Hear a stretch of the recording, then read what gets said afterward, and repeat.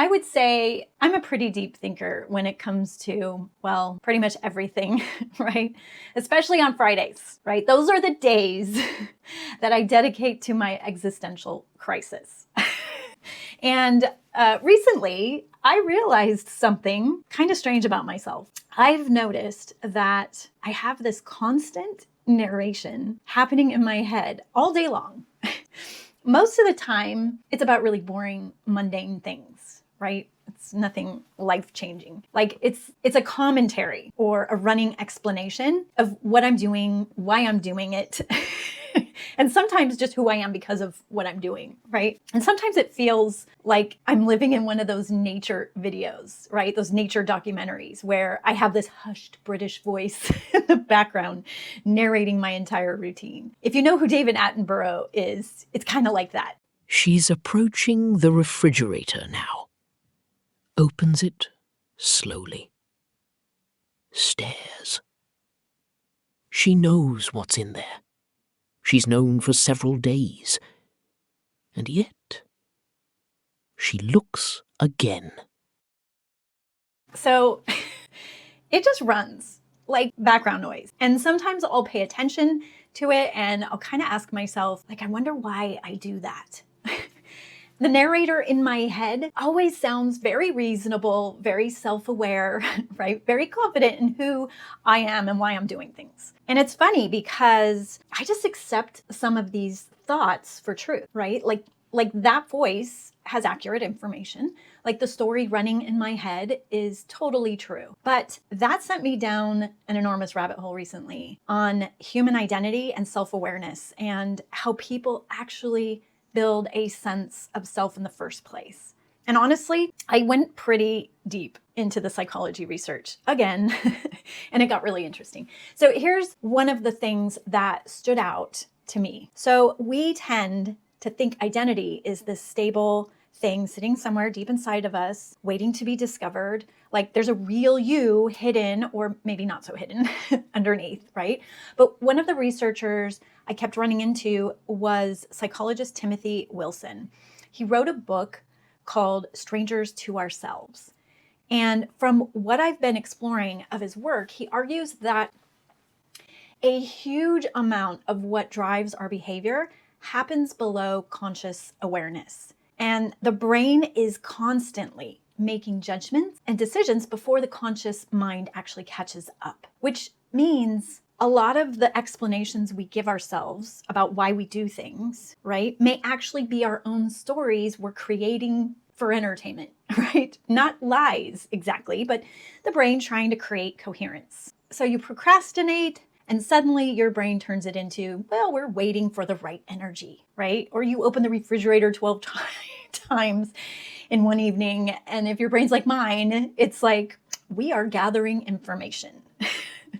No, ma'am, you're standing in front of the fridge again, looking at the cheese. And what's interesting about Wilson's work is he basically says that introspection alone is actually not a very reliable way to know yourself. In fact, he argues that if you really want to understand yourself, one of the better things you can do is pay attention to your own behavior and pay attention to what other people consistently reflect back to you. That idea really hooked me because I think culturally we become obsessed with introspection. You know, find yourself, discover your authentic self, you know, look inward, journal, reflect. And I'm not saying reflection is bad, but some of the research suggests that staring inward forever can actually distort self-perception instead of clarify it. And then I found this other psychologist named Alan McConnell who proposed something called the multiple self aspects framework, which is basically the idea that you are not one unified self moving consistently through life, right?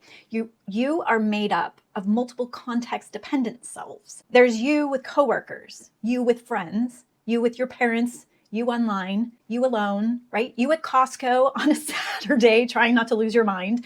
And according to the research, that's actually healthy. That's normal. It's very human. And this fascinated me because I think a lot of us quietly worry that we're somehow manufacturing different versions of ourselves in different situations, which can seem disingenuous, right? But here's the thing. Humans are naturally adaptive. Maybe different environments genuinely allow different aspects of us to express themselves. I mean, think about that. The version of me filming this video is not the same version heckling runners with a megaphone off the trail at Western States 100, right? I'm just saying.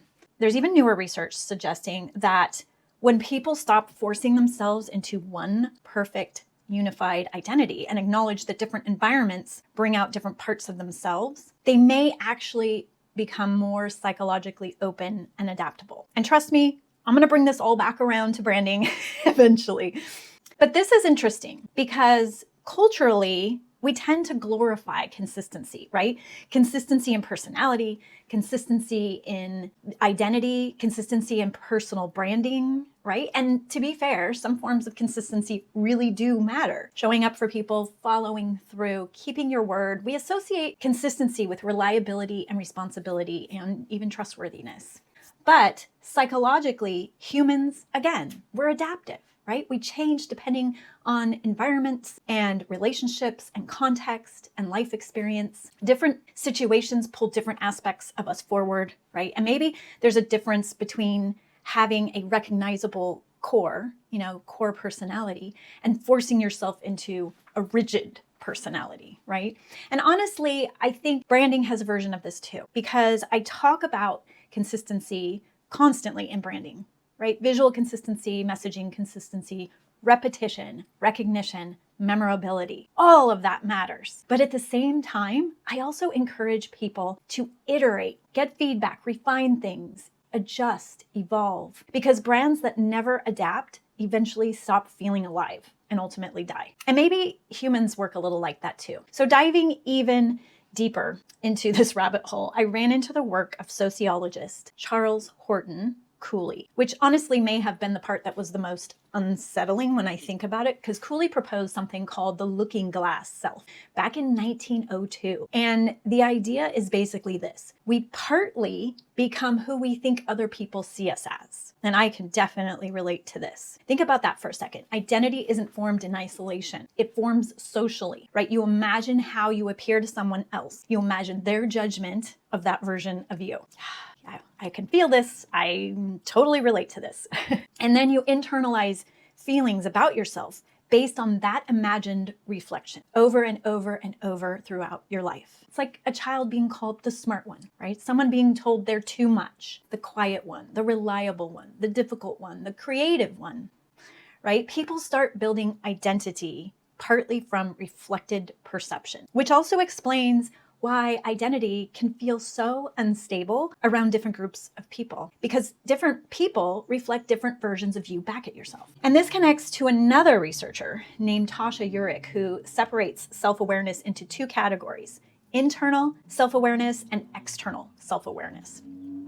Internal self-awareness is understanding your own values, emotions, motivations, right? External self-awareness is understanding how other people actually experience you. And apparently those two things are not strongly correlated, meaning you can feel deeply self-aware internally, right? While being wildly inaccurate about how you come across socially, right? And then somehow it even got more existential for me, because psychologist Dan McAdams argues that identity is largely held together through narrative. This is story, right? We create a sense of continuity by telling ourselves stories about who we are. I'm the kind of person who, or I've always been someone who, or this experience changed me blank in a way that blank, or that's just not who I am. And those stories, they evolve constantly, which makes me wonder if identity is really something we discover or something we slowly construct over time.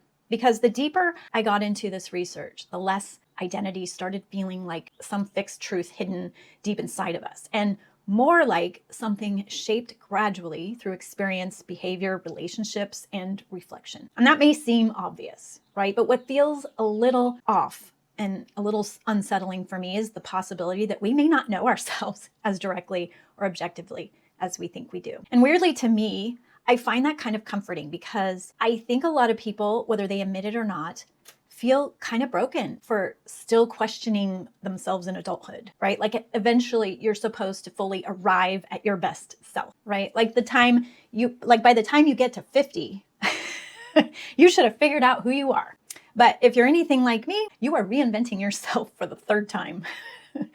I remember reinventing myself when I went into high school because I had this unusual opportunity to do that. I had gone to a different junior high than most of the people I ended up in high school with. So I could sort of decide who I wanted to be before people had fully formed expectations about who I was. And apparently what I decided was short hair shaved in the back, dark eyeliner, Doc Martens suspenders, my dad's old Coast Guard pants, which in my mind at the time felt very serious and profound, right? I wanted to be taken seriously. I wanted people to stop seeing me as cute and adorable, which honestly feels very much like teenage individuation, right? And then I did it again in college, different environment, different people, different version of myself emerging. And honestly, I think I went through another reinvention in my 40s when I decided to run 100 miles, which still sounds totally unhinged when I think about it now. But I think part of that experience was less about athletics and more about wanting to understand where my actual limits were. Or maybe I just wanted to challenge the version of myself I thought I already knew. And when I look back now, none of those versions of me feel fake. They all feel real, just maybe a little incomplete. They were context dependent, right? They were different parts of me becoming more visible at different times in my life, which kind of sounds a lot like the identity research that I did. Some of the lifespan identity research suggests healthy adults actually continue cycling through periods of exploration and redefinition throughout life. Not necessarily movie montage midlife crisis style, right? Although mine was kind of like that, but I prefer to call it my midlife enlightenment.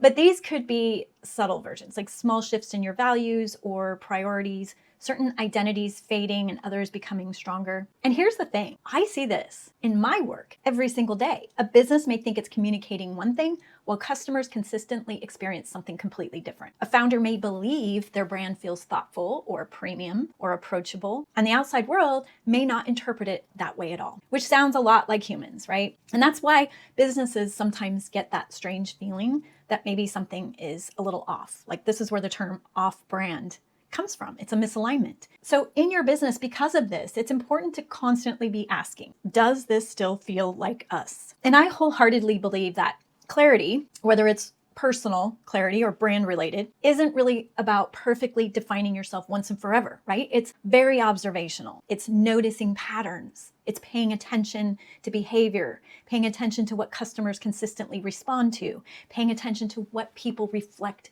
back about your business over and over again. Because I do think that brands should be intentional about the perception that they're building, right? Especially small businesses. When you're competing against larger brands with bigger budgets and way more visibility than you, that kind of clarity matters because small businesses are constantly telling stories about who they are, whether they realize it or not. And most of the time, it's not intentional. It shows up in how you respond to an email inquiry, right? And how your space feels when someone walks in, and the way you describe what you do when someone asks you, in how you handle a bad review. Every one of those moments is telling a story about who you are, whether you planned it that way or not. And that's a big part of why I created my Know Who You Are and Know What You Do workshops in the first place, right? They're designed to help businesses slow down and think more intentionally about the brand they're building and the perception they're creating around it. Because clarity really doesn't happen when you use AI or a logo generator to come up with a cool logo for you. It starts with founders trying to understand themselves a little more honestly, their values, their perspective, their strengths, the things they consistently care about, and the patterns that they keep noticing over time. And then taking those insights and shaping them into something meaningful that other people can actually recognize and connect with your brand. So for me, identity isn't something we find once and it's locked in forever, right? And that goes for both my personal and my business identities. It feels like something I keep refining as I move through different seasons and relationships and experiences and environments throughout my life, right? And honestly, in my opinion, the brands that feel the most coherent, the ones that seem to know exactly who they are, usually aren't the ones that figured it out perfectly on day one, right? They're the ones that kept asking over time, does this still feel like us? And they kept iterating. So that's it. That's what I have for you this week. A little exploration, a little existential crisis. But feel free to comment below if any of that hit a chord for you. And I would love to hear your feedback. You guys go and have a beautiful day, and I'll talk to you again soon.